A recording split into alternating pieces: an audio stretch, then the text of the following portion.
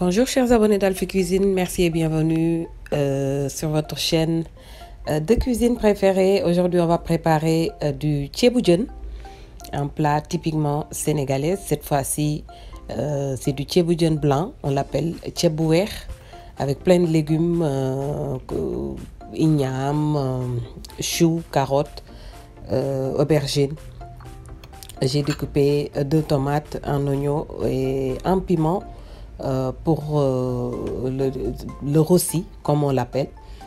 Donc là, ce qu'on va préparer, c'est le rof, un mixage de persil, d'oignon, de quelques feuilles de chou. Vous pouvez mettre une feuille de laurier, sel, poivre, un peu de piment. Et comme vous le voyez sur l'écran, on va bien farcir le poisson. Ça donne beaucoup de goût. Donc ça s'appelle le rof. Et ensuite, on va commencer avec la préparation du ceebu jën. On va faire dorer le yet avec un peu de sel dans un peu d'huile.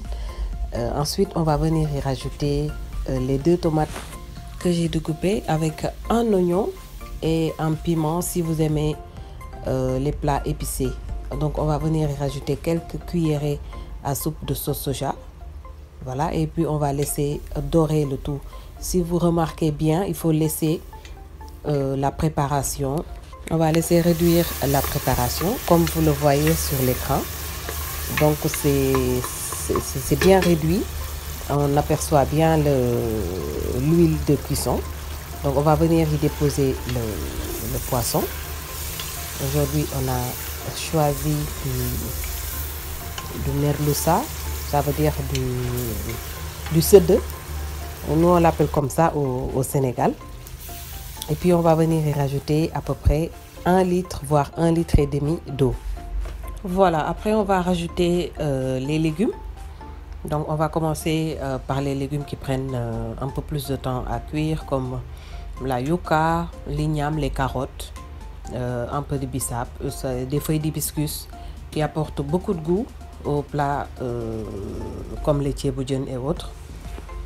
On va mettre aussi des piments, du gombo, du chou, des aubergines. Et vous pouvez aussi mettre les légumes que vous aimez. Comme ça, on n'aura pas à jeter les légumes au moment de la dégustation. Parce que ça se passe souvent comme ça. D'habitude, le ceeb, on mange le riz, le poisson, les crevettes et on a l'habitude de jeter les légumes. Donc, on va laisser cuire le tout. Donc, on a mis aussi du poisson séché, du géej. Quelques crevettes pour la décoration. J'en ai réservé un peu que j'ai décortiqué. On va la mettre au moment où on va mettre le riz. Donc une fois que on a la cuisson parfaite des légumes, on va retirer tout ce qui est poisson, légumes et laisser la sauce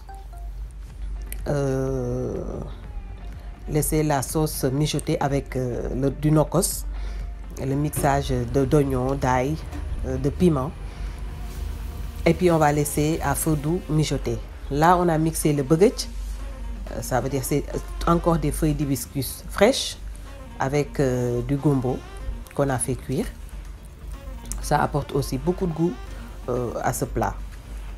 Une fois qu'on a la texture souhaitée, on rectifie l'assaisonnement et puis on va venir rajouter le riz qu'on a cuit à la vapeur. Il faut toujours avoir une quantité d'eau minime pour avoir vraiment du bon ceebu jën wesang, un ceeb qui n'est pas trop collant comme le genre paella. Donc c'est un riz un peu plus qui n'a pas besoin de trop d'eau, comme par exemple quand vous préparez du riz cantonais. Voilà. Vous avez vu qu'on a toutes les graines qui se détachent très bien. On va venir y rajouter du diw ñor ou bien du beurre clarifié avec un peu de sauce soja qui va apporter beaucoup de goût. Et puis on va passer au dressage. Donc sur la barre d'infos, je vais vous mettre tout ce qui est produit sénégalais en français. Je vous donne les relations en français. Comme ça, vous allez pouvoir les trouver facilement, les noms et tout ce qui s'ensuit. Donc on va dresser le plat, donc ça se mange comme ça. Le tiep à part, là c'est le khoun, ça veut dire le granité, le gratiné. On a le baguette, on a du Dakar, du tamarin. Et puis tous ces goûts se mélangent et vous allez avoir du bon tchéboudian, Penda Mbaye, comme on a l'habitude de le dire. Bonne dégustation chers abonnés, j'espère que vous avez aimé cette vidéo. Merci beaucoup.